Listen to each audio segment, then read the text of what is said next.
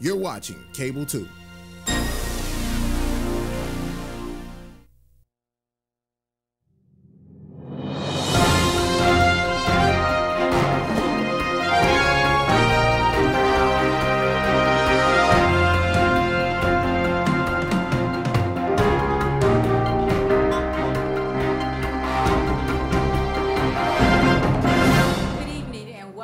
The March 12th, 2019 Winston-Salem Forsyth County Board of Education meeting. I am Shay Woodbury, Board Chair, and I appreciate your attendance. And I also say good evening to our viewers on Cable 2. I'm going to go ahead and call our meeting to order. Will you please rise as we start the meeting with the Pledge of Allegiance, and please remain standing during our invocation given by Board Member Deanna Kaplan.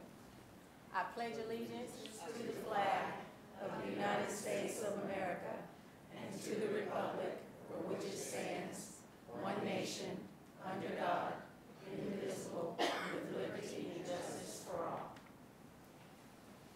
Let us pray. Let us pray. Dear God, we are so grateful to sit before you with the work you have tasked us to do. Once again, please shed your wisdom upon us and help us to always be mindful and respectful to one another as we collectively work together to help our children receive the best education possible. Through our equity training sessions, help us to practice what we have learned as it relates to not only our children but our community. God, we ask that you watch over the Jones family as they mourn the death of their loved one and give them peace. And please bless our fellow board members, our interim superintendent, our supporting staff members, and their families. Amen.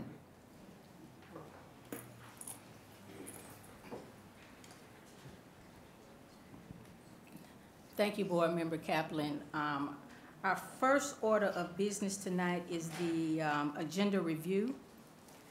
I think there are a few amendments to our agenda tonight, so if I can get some motions for the adjustment of the agenda.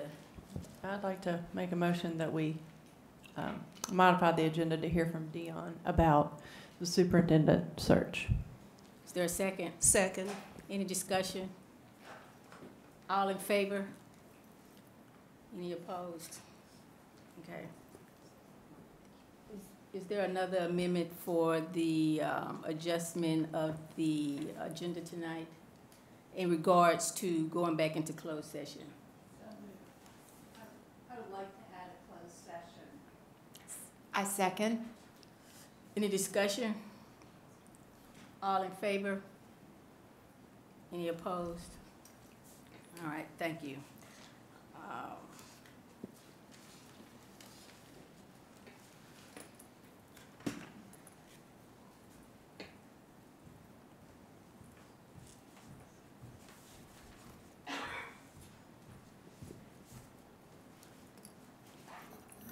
Good evening again. Tonight, of course, we wanted to be very intentional about recognizing Dr. Simonton as our new interim superintendent. Dr. Simonton has dedicated his career to this district, and after working in many different roles as the current deputy or the former deputy superintendent, it only makes sense that he move to lead our district during this crucial time. Dr. Simonton has a vast understanding of district operations and is best positioned to help manage the important work that must continue while we search for a new superintendent. Dr. Simonton has done many roles in our school district, and so, of course, with his vast knowledge and information based on these different roles, we knew that he could help us move our school district forward sort of in the meantime. So without further ado, we would like for Dr. Simonton to come up tonight and share a few words with the community as our new interim superintendent.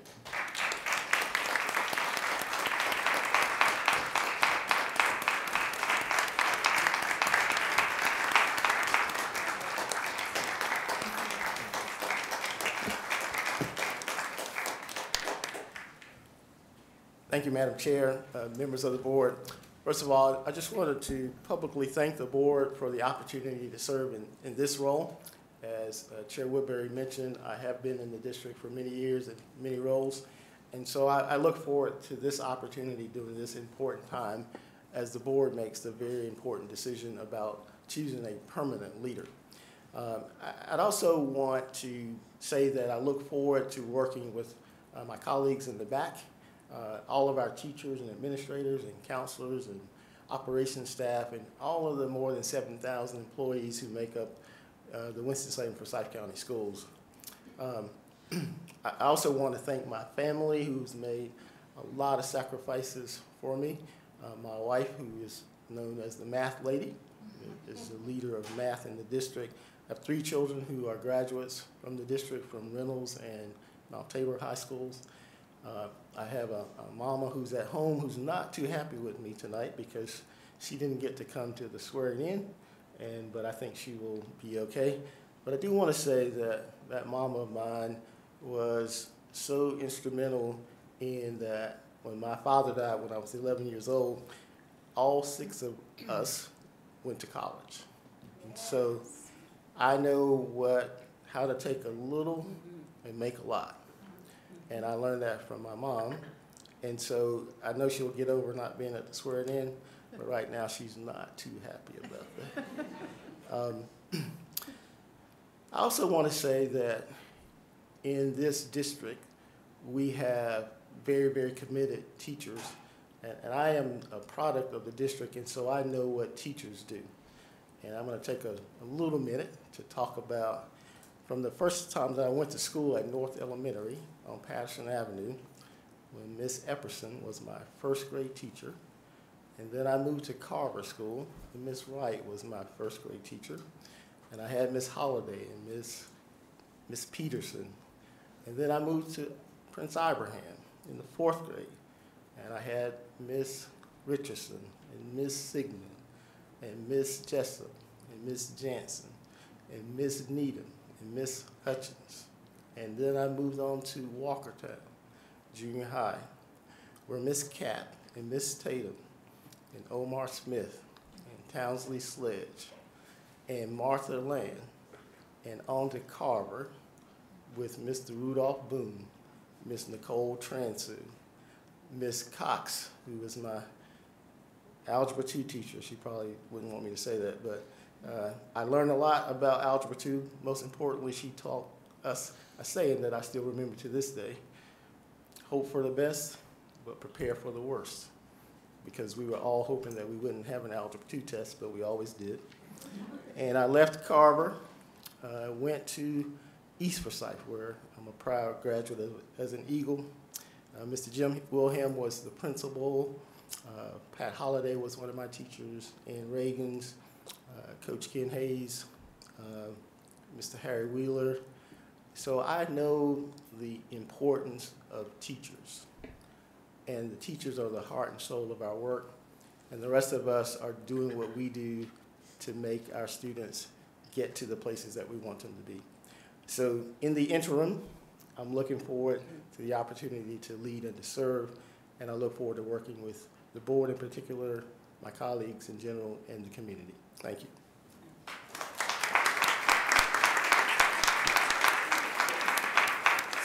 So I'm going to continue with the agenda here because Dr. Simonton and I have to work together for some special recognition. So Dr. Simonton, I'll let you come back so that we can progress the agenda.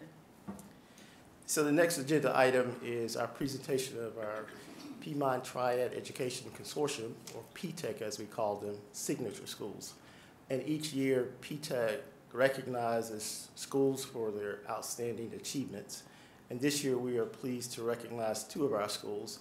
And we're going to ask them to come up individually, and we're going to share with you a short video presentation that captures the essence of the work that they've done. And we're going to start with Dr. Neil Raymer and his team from Meadowlark Elementary.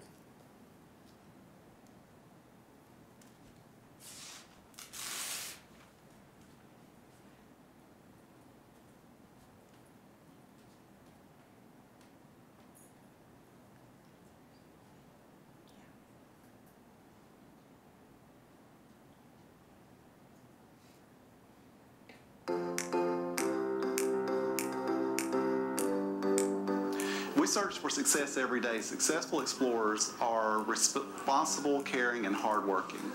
We have a Lego lab at our school that's put in place. Teachers can take their class in there, and it's an extension of learning. So if they've taught a literacy lesson or a math lesson, they can go in there with a hands-on component to extend learning. Well, we try to have many club opportunities in the afternoon. We have a Battle of the Books team. We have Odyssey of the Mind. We've done a knitting club. We have leadership opportunities. We have a flag team. We have a safety patrol and different opportunities for kids to show leadership. We also have ambassadors that help when we have guests in our school. And all these opportunities help students to grow into leaders. These are fifth graders, and they put on a news show every day, and they highlight things around the school. We are very blessed here to have many programs that support learning and support instruction for all students.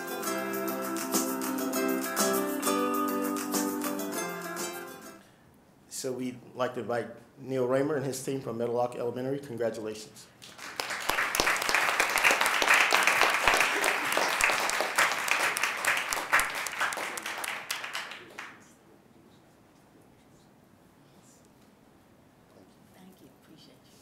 I'll take a moment to introduce my teachers from Meadowlark. I have Miss Valenti, Miss Browder, one of our counselors, Miss Gallagher, Miss Richardson is here, Miss Etheridge, and Miss Fulp. Thank you all for coming. I appreciate all they do for our school to make it an amazing place for students, an amazing place to learn, and they make my job enjoyable every day. So thank you to my staff.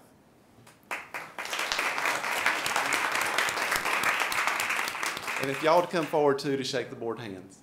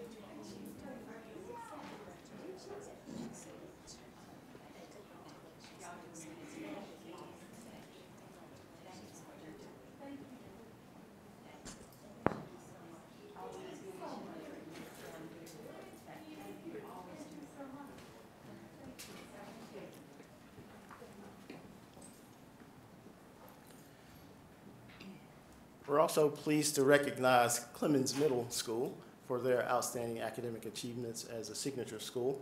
And we have Ms. Sandra Hunter, principal of Clemens Middle, if she would come forward.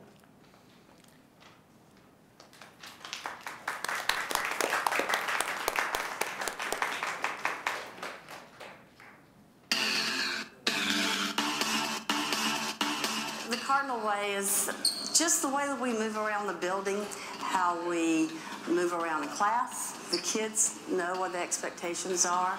The teachers know what the expectations are. All of us do. The amazing teachers that have high expectations for the kids, for themselves, for each other. You're not going to go into many classes here where you see kids sitting in rows. They just don't do it. It's about cooperative learning. It's about collaboration. It's about hands-on. And it's about the kids being responsible for their own learning. Our PLTs are awesome. We have 12 different teachers that lead the PLTs, and they really look at data. We come here with a purpose every morning to grow our kids, and I think that's what the Cardinal Way is growing our kids and making a difference.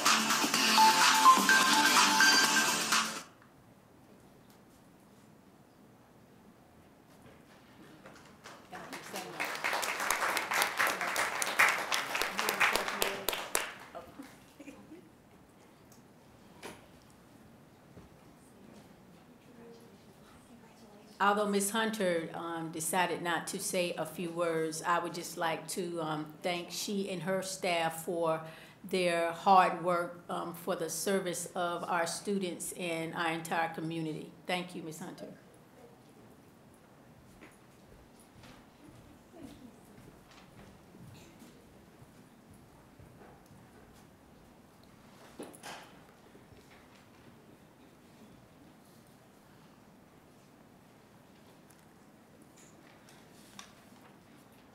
At this time, we will hear public comments on the agenda items. Please know we reserve this time to hear comments only on the items that are on tonight's agenda, either for action or discussion. Direct your comments to me as the chair, and know that while we are not able to respond, I may direct you to a staff member that can answer a question when appropriate. We do ask that you be respectful, kind, and know we cannot talk about sensitive and private student or personnel information in this public setting. While we hope it doesn't, while we hope that it doesn't, should the comments become personal attacks, contentious or otherwise disruptive, I do reserve the right to end the comment period. You have 3 minutes to speak, and if you have more to share, always know you can, of course, email us directly. So the first person that we have tonight is Ms. Rhonda Mays. Good evening, Chairwoman Woodbury, the board, and Dr. Simonton. And I am Rhonda Mays, school social worker serving as full-time release president of Forsyth County Association of Educators. Tonight, I would like to speak on 2 of the discussion items, D as well as F. I am very pleased to see that we are moving forward with the formula committee's recommendations to increase our supplement here in the district, as well as raise the ESP, educational support professionals, salaries in our district to a minimum of $15 an hour. That speaks volumes, that lets educators in this district know that they are valued and respected, and we appreciate that. Also appreciate the fact that we are also making certain that no educator category is left out of that. And along those same lines, I am pleased to see that we're looking at climate, culture, and equity in our district. That speaks volumes as well. Because one of the things we must realize, money is only a part of the equation. If the environment in which a student learns and an educator has to teach in is not one that is welcoming and conducive to learning and teaching, then people will not stay in our district. We want to continue to attract the best and keep the best educators in our district. So it's going to take a combination of things, money as well as addressing the climate issues. I don't know if you're aware, but right now we have our survey, the Forsyth County Association of Educators Climate Discipline Survey that is currently open, that will close on next week. We are looking forward to sharing those results with you as we have in previous years. Thank you for continuing to work to make this district the best place to educate as well as to learn. Thank you. Thank you. Next, we have Mr. Alan Daniel.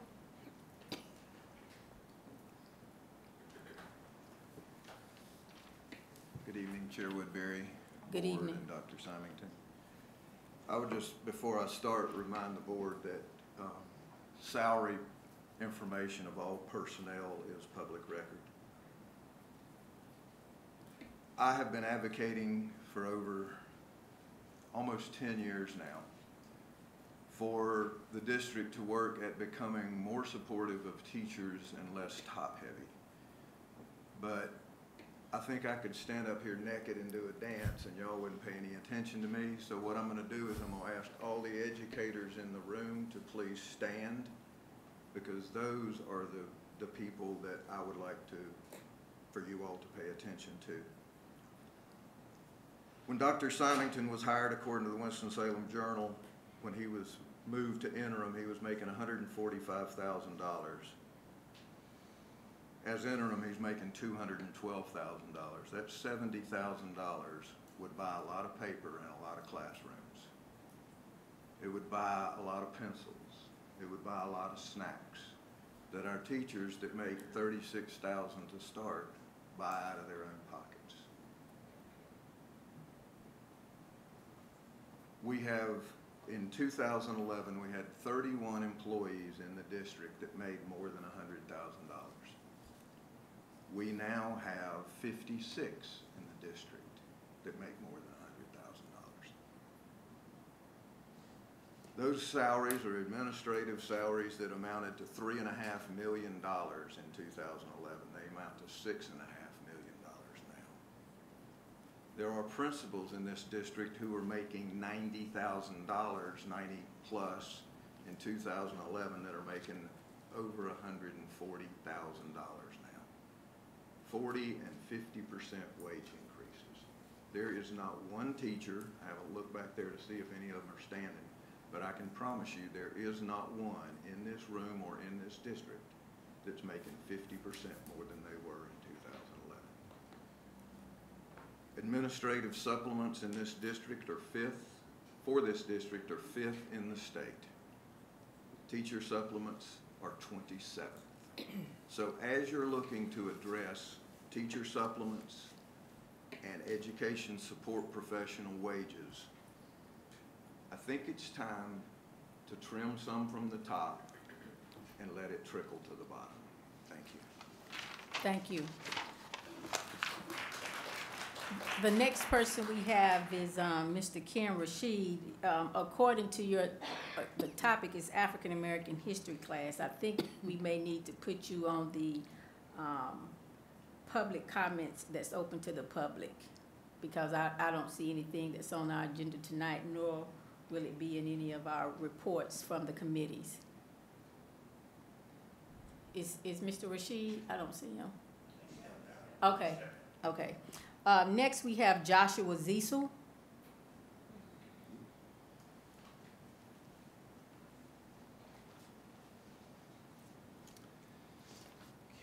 Good evening, Chairwoman Woodbury, Good Board, evening. and Dr. Symington.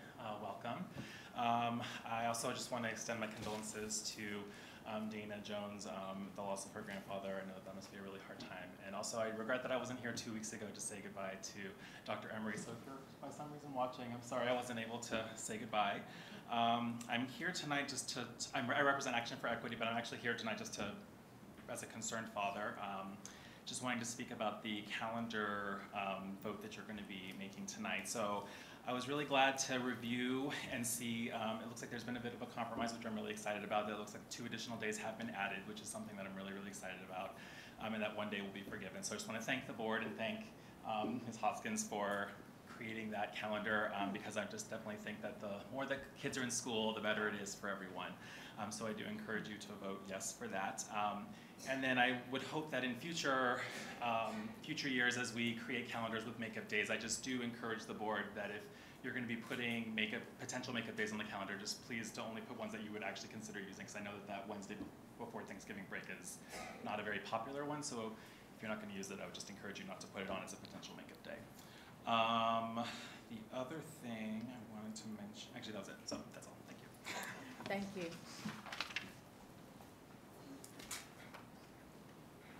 Mr. Rashid, come back in. Oh, okay, okay. Thank you. Our next order of business is discussion items. The first item is the 2018-19 calendar revision, and Ms. Alex Hoskins is going to give us an update about that. So good evening, Chair Woodbury, Dr. Symington, and board members. Hopefully this will make some people happy tonight. We're looking at some resolution. You may be aware that during the 2018-19 school year, students have missed 8 days due to inclement weather. All 8 of those days were prior to our winter break. So just to kind of review where we stand, the days for Hurricane Florence, September 13 and 14, were forgiven by the Board of Education on October 23rd, 2018, as part of a state pardon for those days due to the vast number of schools that were required to close off on those 2 days.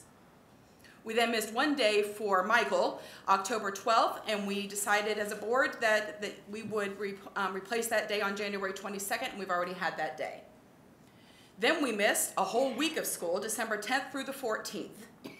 So in order of the days that were on our makeup calendar that was approved by the board a year and a half ago, we assigned December 10th to June 7th, December 11th to June 10th, December 12th to June 11th, and December 13th to March 29th. We also missed December the 14th. There were no more makeup days to go to in order to assign that to a particular makeup day. At the time of the storm and in the ensuing months, we delayed a decision until we felt that we were probably past the opportunity for there to be more inclement weather days. Generally, we have a couple of days in January. There might be a sprinkle of something in February, and even something in early March is not unheard of. However, this year we have escaped that particular fate, and we have just the one day to consider without a makeup day that can be easily assigned. So this is where we stand in terms of North Carolina school calendar law. The law requires 185 days or 1,025 instructional hours. Our calendar, as it stood at the beginning of the year, had 1,080 hours. When we forgave the 2 days in September, that reduced our hours down to 1,068. We are still well over the state law requirement of 1,025 hours. Therefore, the recommendation of staff is that we forgive the student day on December 14th and not extend the school year another day or add minutes to days, go to school on a Saturday, or any of those other options that would be available to the board. The recommendation is that we forgive the student hours. The day was an optional teacher workday, so staff members were able to take annual leave on that day, so it works out pretty well. The child nutrition folks do stand to lose money, so you can make an informed decision. They'll lose about $125,000 in reimbursements for not having that day. But I think that most of the options that are available in terms of going to school on a Saturday or extending another day and all of those other considerations are less attractive to staff, and so our recommendation overall is to forgive that particular day. Questions for me? Yes, if we forgave the other 2 additional days that are after graduation, we would be at 1,054 hours, still above the 1,025 hours. We would be at 1,050. It's 6 hours a day for an instructional 6 day. hours a day. So we would be at 1,050. That is correct. And then the child nutrition would stand to lose then another $250,000. So they'd be up to $375,000 in reimbursements that they would not have the opportunity to recoup. How do we absorb that as a district?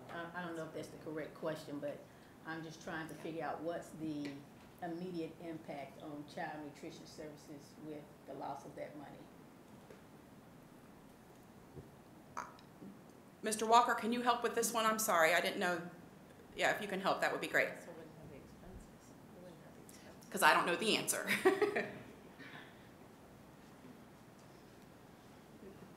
It looks like if we forgive those days, it'll kind of be a break-even year for us. Years past, we've had a couple, 2 or 3 months worth of fund balance that would allow us profit to put into a fund balance. Once you get past 2 or 3 days, you tend to be in a break-even proposition for the year. Thank you. I just wanted to make a couple comments. One is that students really benefit from instruction, and when you eliminate instruction time, you're really causing the most vulnerable students the greatest impact. So we have had school after graduation before. This is not a first time. It happens fairly regularly with the calendar the way it is. And I think that it's important that instructional days are really a commitment we make to our children and to our community that we're going to educate our kids. So I believe we should have the instructional days available. I also think that when there have been some conversations amongst building and grounds people wanting to try other options, something like $475,000 is an awful lot of money to be talking about playing with, or $450,000. So I would really hope that we would not throw away that much money quickly. And my numbers are probably all wrong. I need a math tutor. So just as to kind of add on to Ms. Motzinger's comment, state law requires that the final exams for high school students occur in the last 5 days of the school year. If seniors are scheduled to graduate over that weekend, that gives the district 3 days to fit in their finals, and that means that most seniors who have to take 4 exams would have to take 2 exams on one of those 3 days in order to fit their 4 exams into the state law for testing and assessment. I just want you to have that information as part of your thinking process. Any additional questions for me? Elizabeth, are you referencing to the students that's not graduating? So Exactly. So students who graduate are not coming back after they've graduated for those final 2 days, obviously. And I think I'm thinking more about younger students who are, get their lunch, get their breakfast, get instructional time, maybe get some focused, extra kinds of engagement during those days. So no, students who graduate are not going to be coming to school after they've graduated, but that is a small portion of our children, and for many of the most vulnerable children, coming to school is a good thing for them.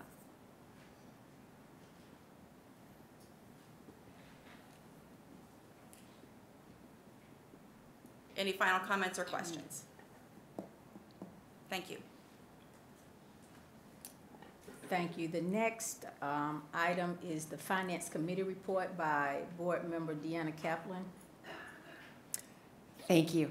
I just want to share some thoughts about being on this Finance Committee and sitting in the Budget Committee meetings.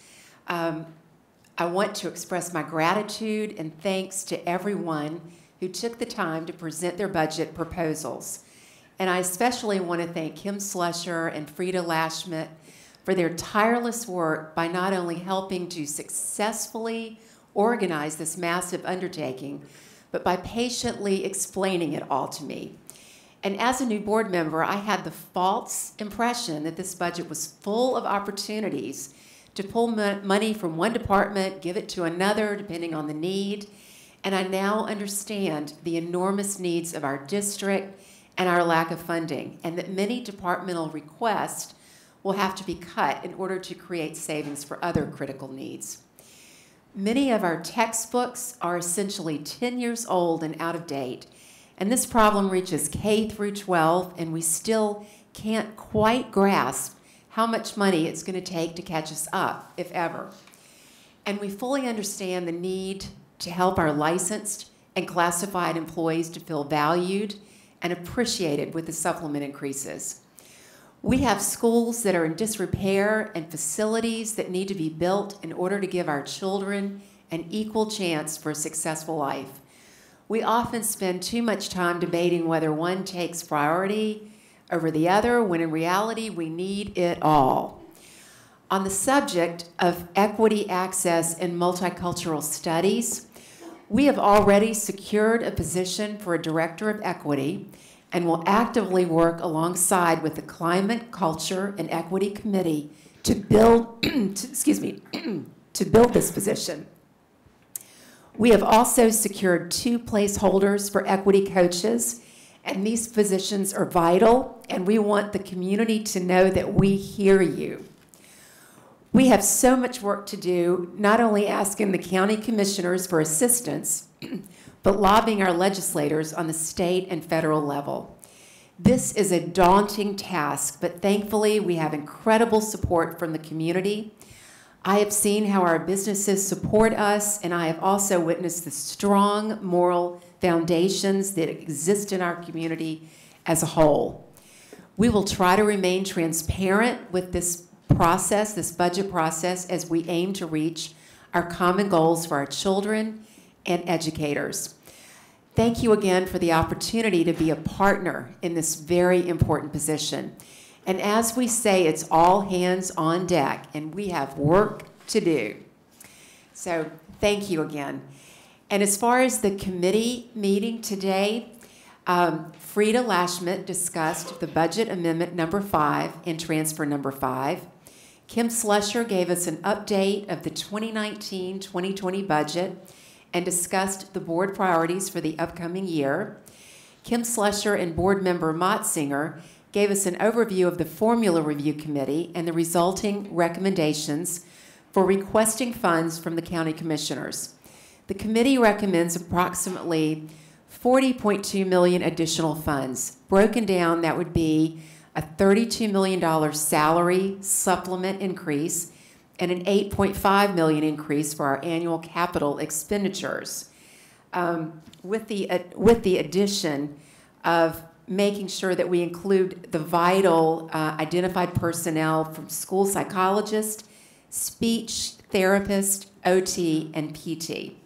Kim Slusher also showed us some data from Guilford County. There's some discussion for us to try and match our supplement amounts with Guilford. So we just are going to try very hard to, once again, be transparent with this budget process. And as it starts to take form, as we put it all together and we have our final meetings, we will be able to determine our best options with your all's input, of course. So thank you. Thank you. Next, we have the Buildings and Grounds Committee report from Board Member Leah Crowley. Thank you. Buildings and Grounds met today following the Finance Committee meeting. We discussed a possible FEMA reimbursement that could be approximately $50,000. We also discussed the surplus property that we're looking to unload, and these are a variety of vehicles. And we also had a proposal from our technology department for a telephone system. And last Tuesday, the bond sale happened, the county bond sale happened, and so that in the next 1 to 2 weeks, we'll be asking the county commissioners for funding for the next phase of bond projects. So that's exciting that we'll be getting that next tranche in to get those next projects going.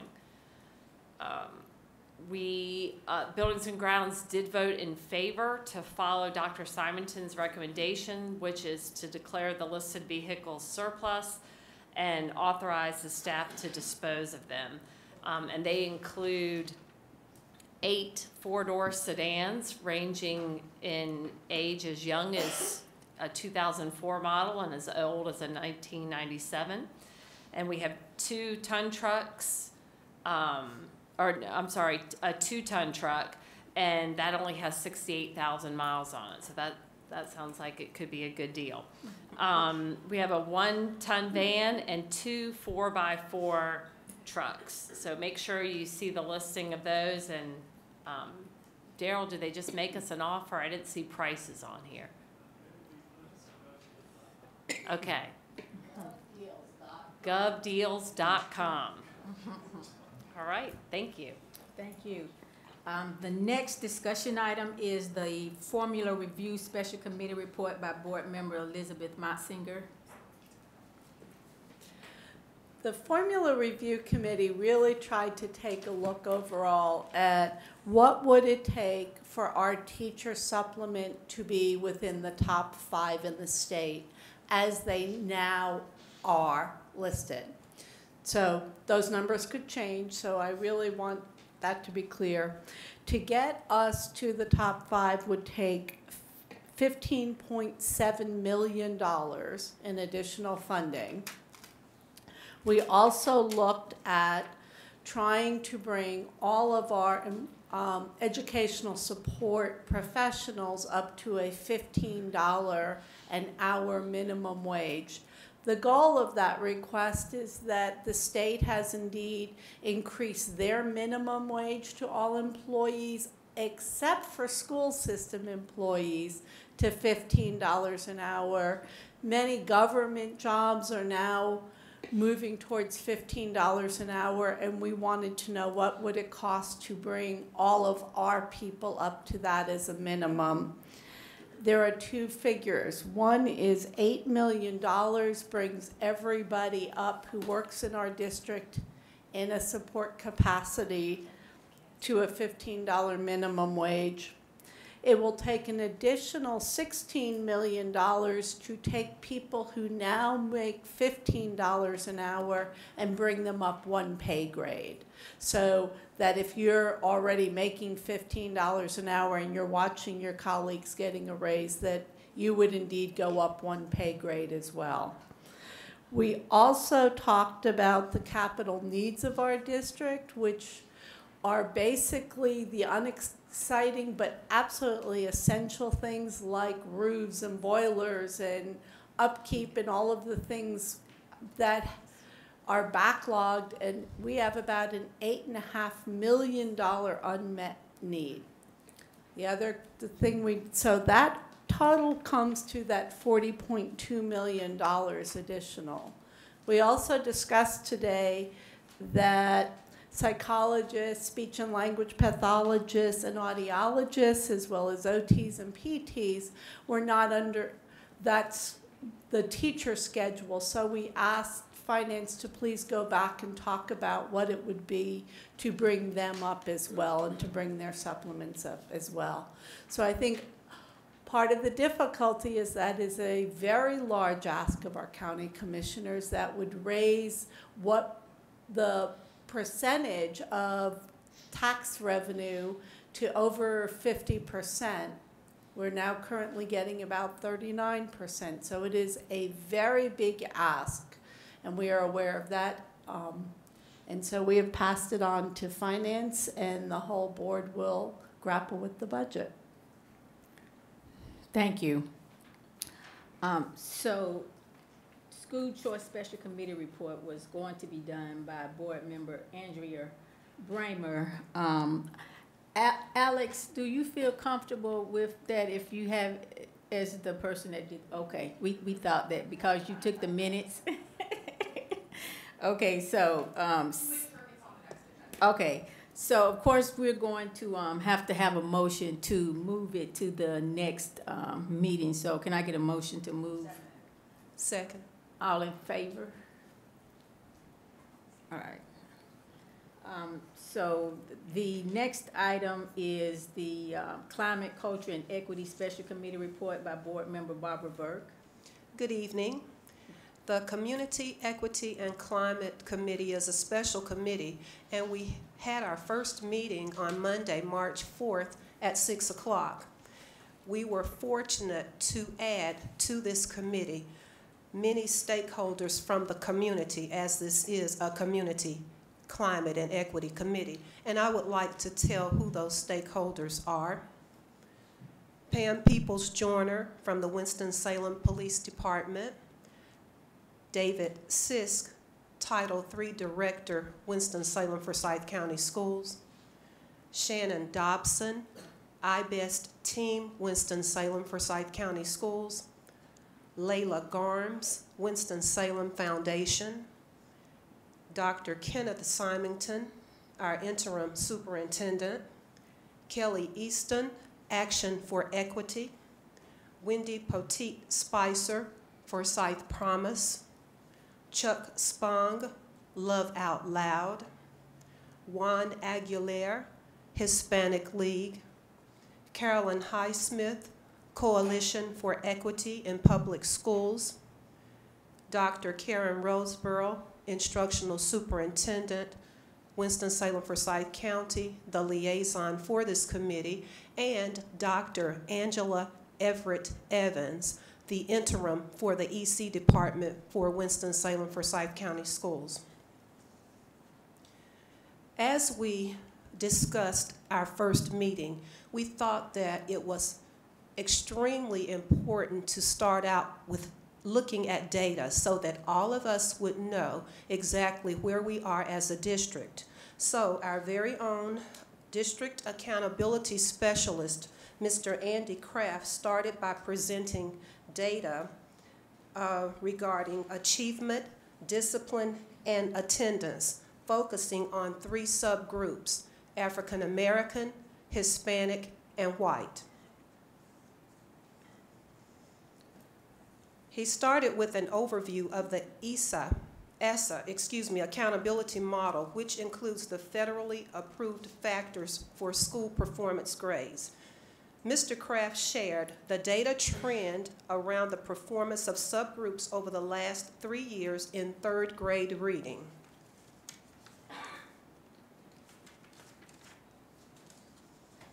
He shared more details regarding 3rd grade reading proficiency in additional subgroups. Then he shared the composite data of gaps over time for all assessed areas in all grades.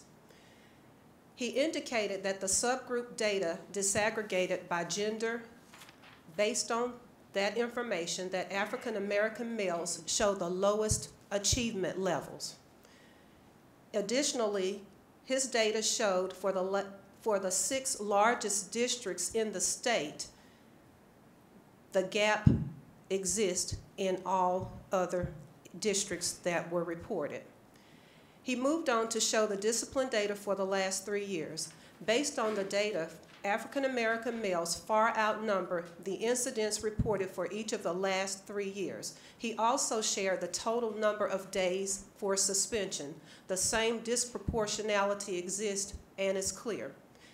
Mr. Kraft also shared the number of absences by subgroup for 2017-2018.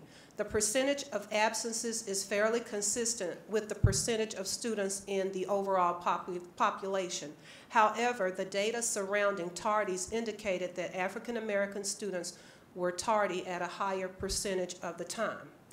He went on to review the district imperatives, and they are the gap goal, the discipline goal, balanced literacy, quality lesson plans, and effective professional learning teams. He discussed stories of gap closing at Gibson Elementary and at Clemens Middle School. And he talked about the MTSS model that the district is currently using. Next, because the board has discussed our desire to fill the Office of Equity, our very own Dr. Karen Roseborough presented a comparative overview to let us know what other districts are doing in that regard.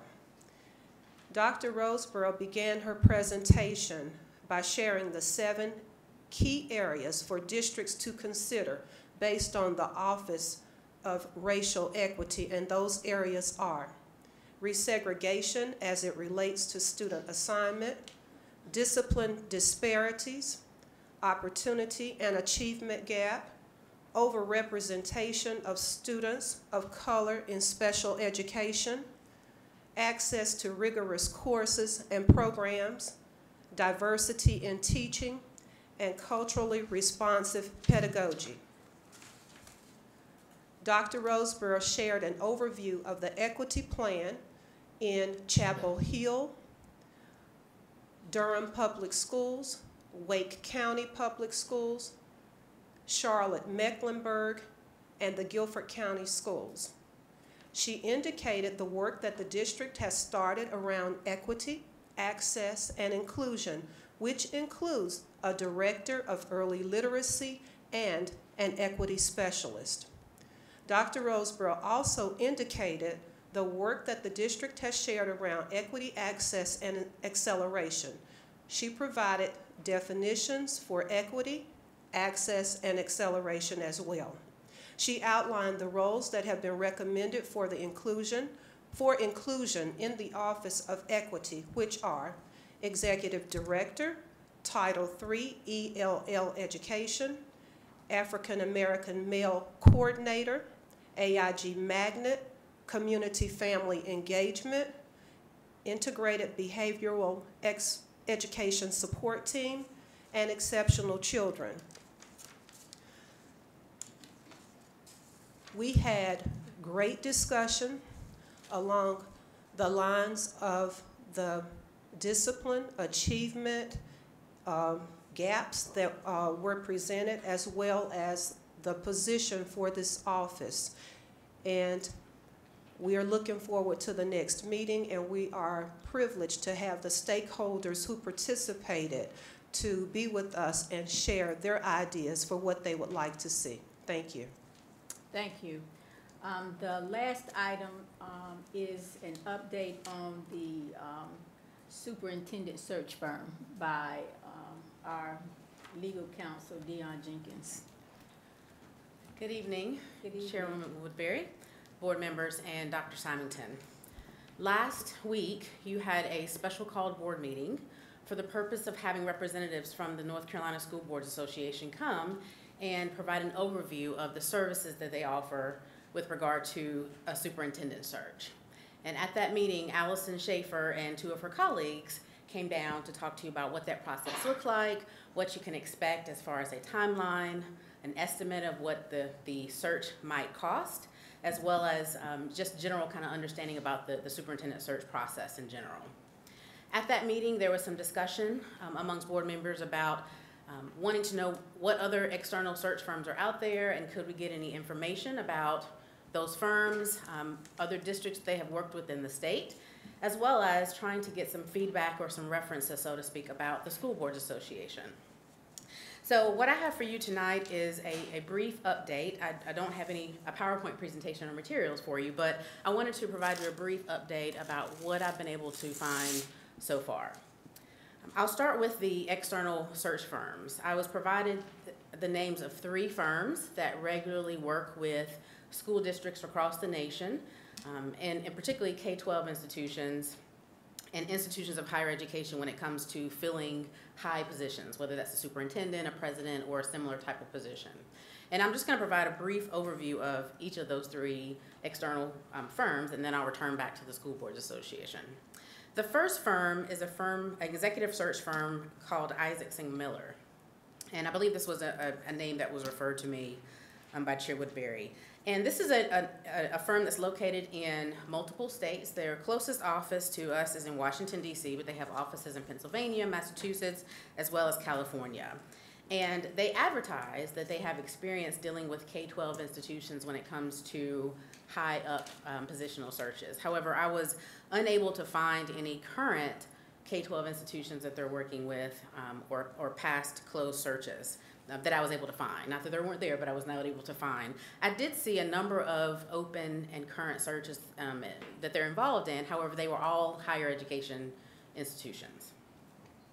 When it comes to trying to figure out how their process works or what their fee structure may look like, they advertise that they have kind of a 5-phase process, starting with community involvement, going all the way down to background searches and ultimately final recommendations, which is actually pretty consistent amongst most of the executive searches that I found. As it pertains to their fee structure, they advertise that their fee is 1/3 of the salary of the position ultimately that's hired. They advertise that they typically assist in searches for positions making $180,000 or above. So their fee is typically 1/3 of the salary plus all compensation and benefits that person receives. There is a minimum fee of $60,000, however. So regardless of what that compensation will be, there is a minimum of $60,000 retainer fee. They also expect reimbursement for direct costs, such as travel expenses and other expenditures that they have, as well as an 11% fee for other indirect costs that may be associated with the search. Just like many of the other executive search firms, they do offer a guarantee, so to speak, so that if you hire a candidate that they recommend and you are dissatisfied with that candidate for a number of reasons related to performance or misconduct within a year, they will provide an additional search for you at no cost. The only thing you would be required to pay under that circumstance is the 11% indirect fee. So that's Isaacson and Miller. The next company is McPherson and Jacobson. This is another very common executive search firm that has worked. They do have a documented history that I've been able to find of working with school districts. Within North Carolina, they have previously worked with Charlotte-Mecklenburg Schools as well as Wake County Public Schools. They actually were the firm that was hired in the 2016 search for the Charlotte-Mecklenburg superintendent. So it's fairly recent. And although I was not able to get direct feedback from the folks at Charlotte-Mecklenburg, I was able to get my hands on their proposal that they offered. And so I was able to see kind of what they proposed as far as the search process. It's a similar multi-phase process, starting with community involvement all the way down to selection. And Charlotte-Mecklenburg, their fee was $51,800. They offer a 2-year guarantee as well, such that if you were to hire one of the candidates that they recommend and find for you and you were dissatisfied with their performance, within 2 years they would also offer an additional search for you at a reduced fee. I was able to reach out to Dr. James Martin, who is the chair of Wake County Public Schools. They worked with this firm in 2012, and he said that he had a good experience with them. Their most recent search, they hired the School Board Association to handle, and he says they were very comparable in the number of candidates and the quality of candidates that they were able to produce. However, the external firm was more expensive just because it's out of state and there's considerable costs and additional fees that are associated with that. So when it comes to the cost perspective, the School Board Association provide the same quality of service for a lesser fee. So because I was not able to get a direct reference, so to speak, for McPherson and Jacobson from the boards in the state that they've worked with previously, I did do a search, just kind of a general search of that firm, and you know, there have been some articles that have been published about the firm that aren't necessarily the most positive, and so there are articles that have been published for districts around the country who have terminated their contracts or been dissatisfied with the services that they've offered for a number of different reasons. The third company that I researched is Hazard Young, Atay and Associates. Hazard Young actually previously participated in a superintendent search in Guilford County, as well as a number of K-12 institutions across the state. I was actually able to speak with the president of this company, Mr. McGee, and he provided some insight, further insight as to their process. In general, it's the same kind of multi-phase process that the other institutions offer. They are also based out of Illinois, so they are not local. They do not have an office locally, but he says that they have a consultant who is in the Durham, Raleigh, Chapel Hill area. He doesn't know if that would be a consultant that would work with this board if you decided to go with their firm, just because he wasn't sure at that time what other projects they're working on, but they do have at least one representative in the state. As far as the process, Hazard Young, as well as all the other ones, proposed generally a up to 6 month process. And he gave us an estimate of about $37,500 to $45,000 to conduct a search for this district. Again, like I said, Guilford County used them for a previous search, and I was able to speak with their counsel, who, again, compared to the School Board Association, they were comparable level services. Did indicate that the cost was considerably higher for Hazard Young than it was for the School Board Association, something to the tune of about $70,000 compared to $25,000. But the quality and the caliber of candidates were equivalent. And again, I tried to get some additional references about the company, just doing a search of them, and found similar articles and reports that expressed some concerns about this company. So those are the three companies that I found that have a pretty large presence across the country, excuse me, when it comes to these types of searches. Just to revisit the School Boards Association, like I said, I got very positive references from Guilford County and Wake County schools, which Allison suggested those because they had worked with the School Board Association as well as external firms, so to compare. Also reached out to the Council for Davie County, who is currently undergoing a superintendent search, and very positive results. And in fact, for most of the people that I have in my network of school attorneys have very positive things to say about the School Board Association when it comes to their search, as far as being able to bring you quality candidates both in and out of state, and being the most cost effective and efficient. So that's what I have so far. Are there any questions for me or additional information that you'd like to know about any of these firms? What was the State School Board Association's fee again? She estimated between $20,000 to $25,000, Okay. depending upon reimbursements for flying candidates in and that sort of thing. Thank you. You're welcome. My question is, so we're looking at a local firm that is much less than these out-of-state firms. I'm correct on that? Yes, that is one of your options. Okay, and as far also, we're getting good results from the School Board Association. Am I correct on that? Yes, the individuals that I have conferred with about this had very positive things to say. Okay, so, you know, we could go with a local firm from what we're hearing, Raleigh. And does that also include their transportation coming in, which wouldn't be flights, but would be driving?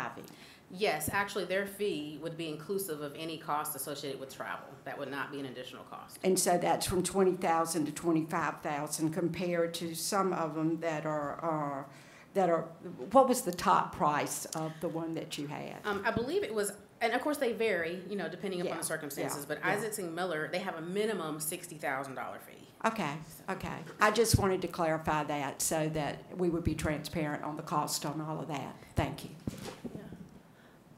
I would just like to say that I was on the board when we worked with the North Carolina School Boards Association on our previous search, and they were incredibly professional and helpful and worked with the board to understand what the work was, what we were looking for, helping both the board and the community clarify exactly what they were looking for.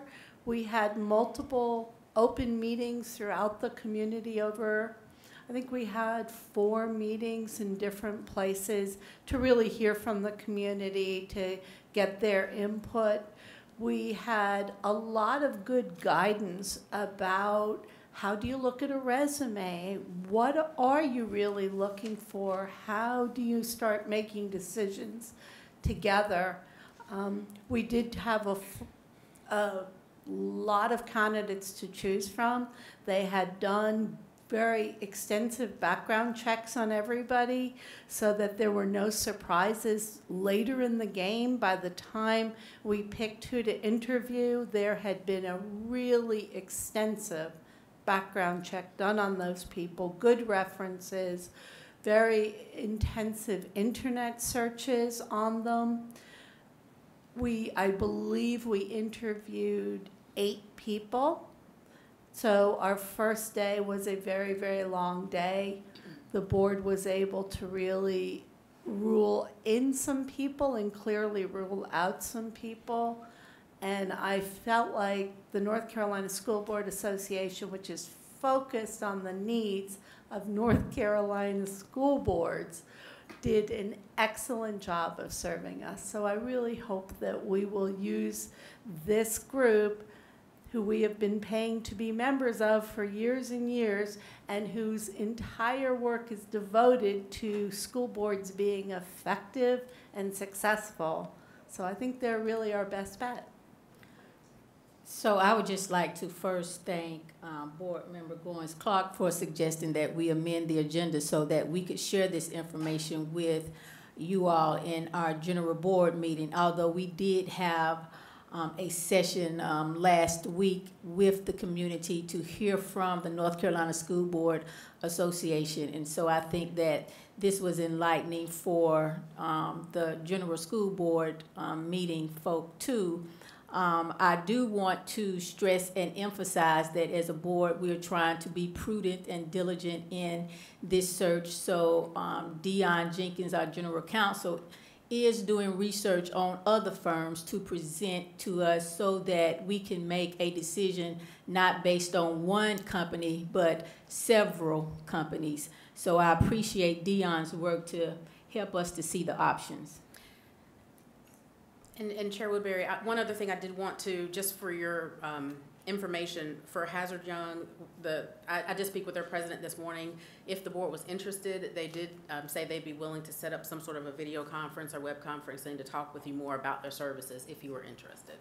Just want to make you aware of that. I think that's what we talked about at the last meeting, that if we could have a video conference or one of the other companies come and talk to us. Of course, it will be sent out as a public announcement for the public to attend this meeting, but I guess we'll just hear back from you when that video conference can be held. Well, if I'm at the board's pleasure. If the board would like for me to try to set that up, I certainly could. Or if you have any other directives you'd like to provide, or if you're comfortable with one or more of the options I suggested, it's at your pleasure. And what was their cost again? He could not give me an exact cost, but he did give me an estimate based on the information I was able to provide about the size of our district, the position we're looking for, et cetera, and comparable to other districts our size that he's worked with. He gave me a range of approximately $37,500 to $45,000. Okay. I just worry about paying for somebody to fly in and out and all that kind of stuff, because that sure isn't benefiting us a whole lot. So, that's just my preference on maybe looking local. I don't know what's really the next step, but I mean, I'm content with using the School Board Association here in the state. That would be my recommendation, based on the research that you've done and the reviews and references that we've heard from other districts that have used them. I don't know what the rest of. So are we at the point where we are making some kind of, it's a discussion right now, so it's no action really being taken per se, but. Not unless you wanted to amend the agenda to take action, you certainly could, or you could just give me a directive to come back to you with some additional information or a contract. So I suggest some additional information, and the only reason why I'm saying this is because at the last meeting with the North Carolina School Board Association, I thought as a board we talked about making sure we were empowered with different information from the other companies by way of giving them an opportunity to present information, and if they were not local, maybe they could do a video conference with us. So I just want to, re-emphasize that. Barbara, were you going to say something? I'm sorry I interrupted you. We did have that discussion last week when we met with the North Carolina School Board Association. However, I am fine with settling for them as far as conducting our search. And I second that. I know it's not a motion, but I like the idea of that, and I think it's been checked out thoroughly, from what we've heard. And we have used them before, and I don't think we had any problems, did we, Elizabeth? I wasn't here then. No, I think they really did a good job. And again, part of it as a relatively new board, having some people who are really professional about helping us clarify exactly what we're looking for is very helpful. And making sure that we had a good process to work together and come up with a solution. At the end, I think we felt really good about the whole process and felt good about the School Boards Association. The other thing they did is check back with us over time. Were we satisfied? Were we comfortable? And I appreciated that. So I felt like they kind of kept an eye on how the district was doing with the match. So I think overall we could not do bad. The money is certainly better, but I think the service is excellent and would serve our district well. Chair Woodbury, I'd like to make a motion that we move the superintendent search to an action item. I second that. Is there any discussion about or any questions about so you're making a motion to amend the agenda to add, right? Yes. Just that, okay. Is there any discussion about amending the agenda to add this item as a action item now? Okay, all in favor?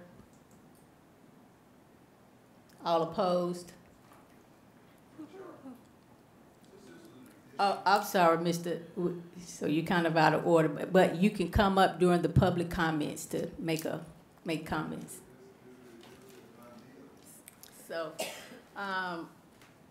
we'll add that item then to the action item as C. I'm sorry, what was your question? A procedural question. Are we allowed to make amendments to the agenda during the meeting, or Yes. does it have to be done? Okay. Yes, as long as, Just wanted to clarify. yes, you can. Thank you. Okay. Thank you, Dion. The next item is our action items, and the first item is to consider approval of the 2018-19 calendar revision. And I just wanted to, for the sake of what we're voting on, the superintendent's recommendation is that the Board of Education forgive the missed instructional day on December 14th, 2018 is what the approval for the calendar revision is. Is there a motion on the calendar revision? Move to approve. Second. Any discussion? Questions? All in favor? I think that's unanimous. All right. So the next item for consideration of approval is of the disposition of the surplus property, specifically the vehicles. Is there a motion? So moved. Second. Any discussion, questions? All in favor? I think that's unanimous too. The added item is to consider approval of the North Carolina School Board Association as the search firm for the superintendent search. Motion to move. Any discussion or, any discussion or questions? Are we approving using them or getting a contract from them? Or is there a difference? I don't see the difference. If we use them, we got to have the contract, I would suppose. That's fine. Okay, thank you. I would just like to make for record that I think that as a board, we could have made a better decision about the search firm had we had an opportunity to hear from different firms directly and not just being given information by the general counsel, although I know you wouldn't tell us any stories, Dion. Your word is good for me. But I just want to make sure that the community understands that we are in all effort trying to be transparent. We know how important this decision is. This is the one decision as the school board to hire somebody, so we have to get this right. So I just wanted to go on record to say that I think overall, we're moving in the right direction, but I still question whether we're able to make a good decision with just really one choice by way of a presentation. Dion, do you remember how many other districts the North Carolina School Board Association has served? I believe it's approximately 80 districts, and I have a microphone, so I'm trying to stand up over here, and they have participated in 165. Allison herself has participated in 165 superintendent searches across the state in her tenure. And they did provide a list of references for us. And I'm not sure, I can't remember how many districts were included, probably 165 or close to it. There were approximately 80, but in the materials that they provided at the last special call meeting, there were references to other districts that they worked with, as well as just kind of generic information about their process and what they can do for the district. Okay, thank you. Is there any other questions or comments regarding this matter? And so I guess you were getting ready to say something. Go ahead, Lyda. No, go ahead. So I think that, in my opinion, North Carolina School Board Association has, a great record, and we are members of the association. But again, I don't know how you can make a decision if you only have something to look at. What about what the other companies would have showed us had they been given an opportunity. So that's just what, go ahead, Lyda. I think one reason that I am voting for this is because this is a group that we have used. I think if it was a group that was just flying out of the woodwork, I probably would want more information, and I would probably be more interested in other services also. But with this being a group that we have used and have a board member that served on the board at that time and has given a high recommendation of this group, I feel confident that you know, that this is not just a new firm that's flown in. We have used it, we've been happy, and also going through the recommendations, which are numerous upon numerous, they've all been positive. So that is why, you know, I'm maybe not as concerned, and I felt like I needed to voice my opinion on that. Thank you, Lyda. I appreciate that, and I do not want to even, you know, make it appear that I'm questioning the North Carolina School Board Association and their reputation to do an awesome search. Again, my point is, in order for us to make a decision, we have to have options that I think are reasonable by way of people having the opportunity to present their case for being the search that we choose. So I think that we can, you know, move forward with a vote if no one else have any questions or comments. Yeah. All in favor? All opposed? All right, so the next item is the consent agenda items. And for our approval are the meeting minutes for February the 26th, 2019, and the approval of the general personnel report. Is there a motion to approve the consent agenda items? Motion to approve.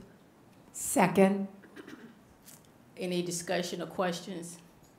All in favor? So I think that is unanimous. So before we begin this section of our meeting in which anyone can comment on anything, we need to say good night to our Cable 2 viewers and thank them for watching. And so this will conclude now our broadcast.